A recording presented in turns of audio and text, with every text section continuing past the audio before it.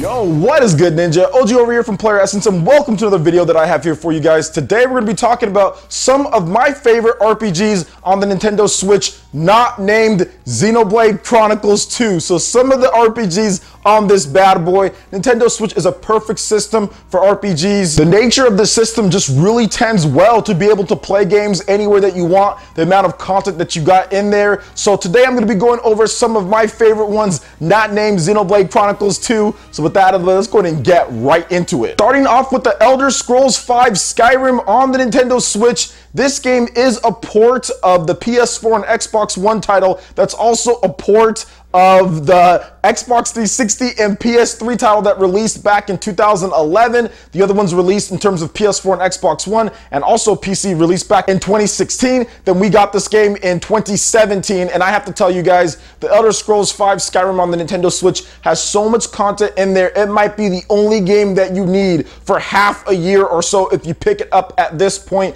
There are just so many different things to do in this game. There's so many areas to go. And what I love the most about this title, if you don't know anything about it, is that it really lets you be the type of character that you want to be in an RPG world. You want to go anywhere, you can definitely do so. You want to do stealth, you want to go in sneaking around like Metal Gear, like Snake, and taking people out in the shadows, you can do that. You want to go guns a-blazing, but in this case, not guns, more like bows and arrows and magic a-blazing, you can do so. You can be any type of warrior that you want to be. You want to have one-handed swords and shields, you can do that. You want to dual wield, you can do that. You want to dual wield magic, you can do that too. You want to use all different types of weapons, you can do all of that. Seriously, there are so many different things that you can do. Heck, you can even be a jack of all trades when it comes to leveling up your character and being fully engrossed in the combat and the story. And that's what I love the most about the Elderscrolls V Skyrim on the Nintendo Switch. And I think that having the portable play, having that nature to be able to play this type of title anywhere that you want is so good, because guys, there is so much content in here with all the DLC, because essentially you get every single DLC pack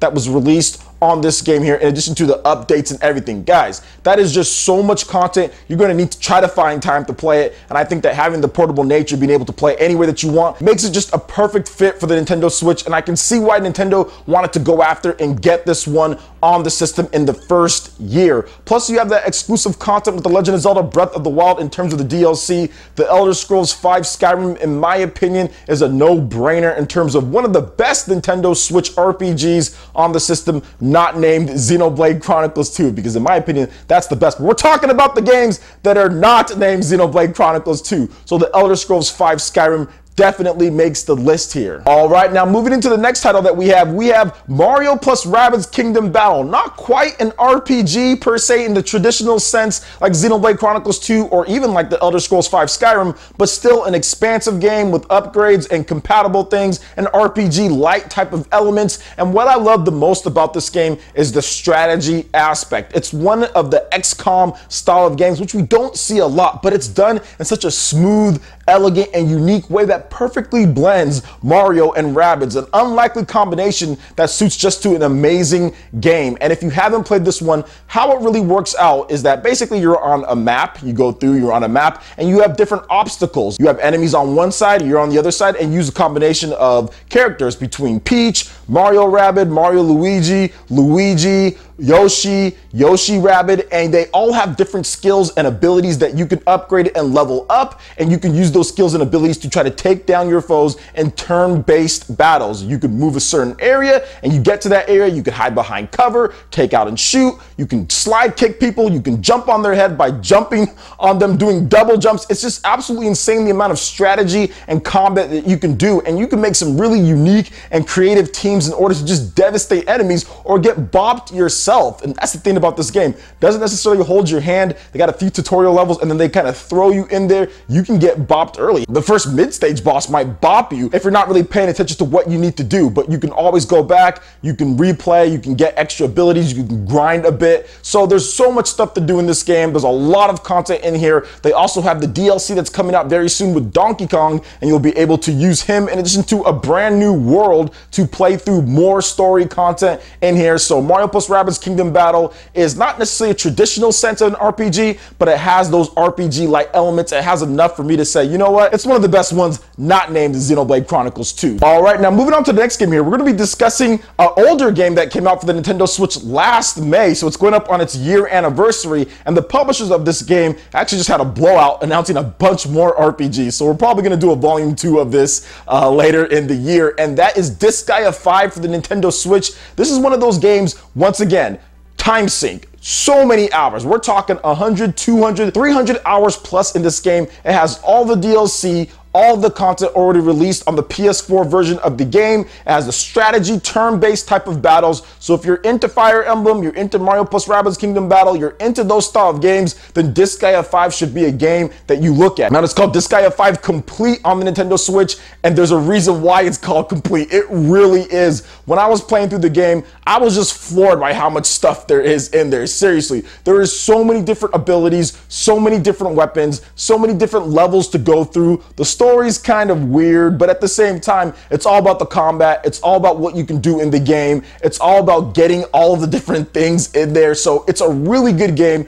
really expansive, has a ton of stuff to do, and I definitely recommend it to all of you strategy RPG fans out there, someone looking for a Fire Emblem type of experience. This is going to be your game. Disgaea 5 Complete on the Nintendo Switch. All right, and moving into the last game that we're going to be talking about here, it's a recent release when it comes to Nintendo Switch, and that is Dragon Quest Builders. This game I recently just got on the Nintendo Switch. Shout outs to Nintendo for getting me a review copy of it, and yo, it is really good. It is really good. I already played the demo on the Nintendo Switch, so that's where most of the experience that I have with it comes from in terms of the Nintendo Switch version. However, I did play the PS4 version last year, and I have to say, I was pleasantly surprised on how good and in-depth it is. Now, for those who are wondering, well, isn't this game just like Minecraft? And I would say, yeah, somewhat. You can build a fort, you can have a place to go, you can build blocks to build a fort, but that's pretty much where the similarities stop. This is much more of a complete game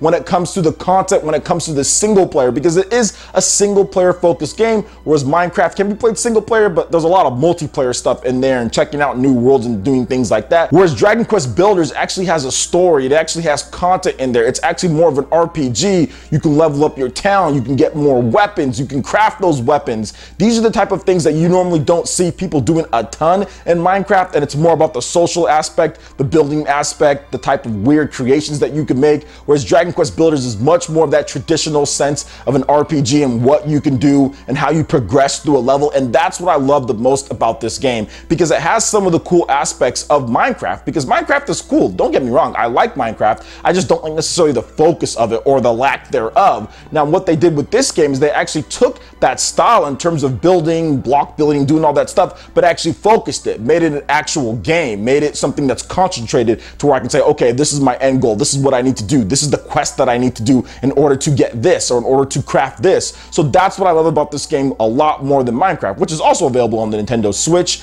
And yeah, I just recently got the game. I'm going to be playing a ton more of this game, but I already know it's one of the best ones on there from my playtime with the PS4 version, and of course with my playtime with the Nintendo Switch demo on there. So what do you guys think when it comes to all the different RPGs here? Remember guys, this isn't the full list, this isn't everything, and trust me, there's going to be a lot more coming. We've got Shin Megami Tensei 5, we got Valkyria Chronicles 4, we've got Fire Emblem coming out. Heck, Fire Emblem Warriors is a RPG type of game as well. So there's still a ton of games out there. There's more independent titles that I didn't talk about in terms of RPGs. So yeah, those are just some of the ones that I wanted to highlight and talk about for those who are finishing up Xenoblade Chronicles 2, or for those who wanted to know maybe there's another game that I can play. I like Xenoblade Chronicles 2, but what else can I play on the Nintendo Switch that's a bigger RPG, looking for the next game purchase, so I thought I'd go over those. So what are some of your favorite RPGs on the Nintendo Switch not named Xenoblade Chronicles 2? I would love to hear your thoughts and your lists in the comment section below. All right, Ninja, that wraps it up for this video here. Go ahead and check out the links in the description below. We've got Facebook, we've got Twitter. Go ahead and give us a like and a follow on our social media. Really helps us spread the content of Player Essence across the interwebs in addition to YouTube. Also, make sure you check out our Patreon and YouTube Live gaming page. Consider supporting Player Essence. When you do so, it gets you access to all sorts of cool benefits, perks, rewards, and emotes via YouTube sponsorship. So check out the link in the description below and consider supporting Player Essence right here on YouTube. Hit that like button if you did like this video. Lets me know you guys want more content like this going forward in the future. And subscribe to Player Essence for the latest RPG, Japanese, and Nintendo gaming news. Thank you so much for watching. I will catch you in for the next video. Peace.